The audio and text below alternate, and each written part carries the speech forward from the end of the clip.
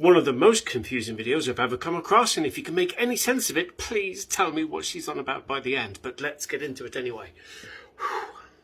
I am sick of hearing cis men on a platform saying that I'm okay to share because I don't mind being vulnerable. Yes. How dare they? Like it's like a hero moment. Who says it's like a hero moment? Don't you think it might be just a brave moment? Of course not, because any time a man shares anything online, we're all like this.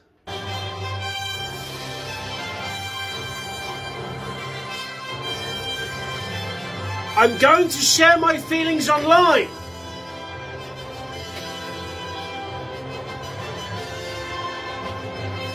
And I totally get that it is a vulnerable thing to share your story with people. And I really get that historically cis men have not been able to do that in community. Yeah, and we can't change that if people are being sickened by it. But I would love for us to move to a place where we can talk just about how empowering that is and how much it offers us. I'm sorry, Sally. Us? Do you mean women? I think it would help men as well if they're able to talk about their stuff without people being sickened by it. But, you know, go on.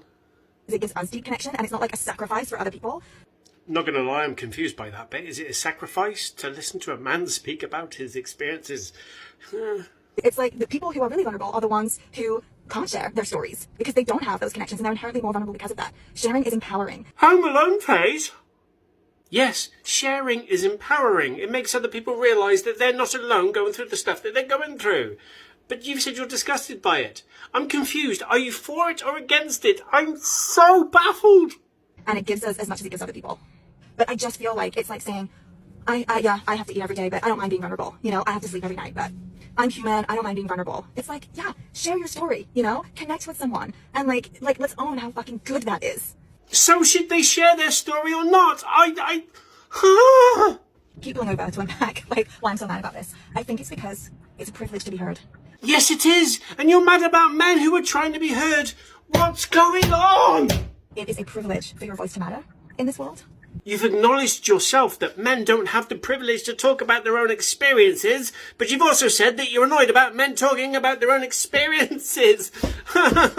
And if you are listening to a podcast, if you're on a podcast that someone is listening to you, it's a privilege. And you are doing that for you. Even if you're doing that for other people. Even if you're doing it for other people, you're still selfish, men. Men! Do we see the unwinnable syndrome here? Doctor, cure me, please. Well, every time I've shared, I'm sure I've gotten more out of it than anyone that I've shared with. And if they got something out of it, then awesome. And if that builds a connection between us, then that's awesome on both sides. But I am winning. Imagine for a moment you're not being sickened by other people that's trying to achieve the same thing. Lordy. It's not a sacrifice. And I think if you have a voice that people are listening to, it's a privilege that you should be grateful for. I've not seen one man on this app share a story and say it's a sacrifice. She's made that nonsense up. Now, it is absolutely a privilege to be in a position where you can teach other men not to feel worthless when the rest of the internet is trying to teach them that they are worthless. So I'll agree with you on that one. And you're not a hero for doing that, even if it's sometimes hard to share. Find me one video of a man sharing his own experiences and then claiming to be a hero because they have done. I've looked, didn't find any. She said it at the start of the video, and at the end of the video she's convinced herself that this is the reality.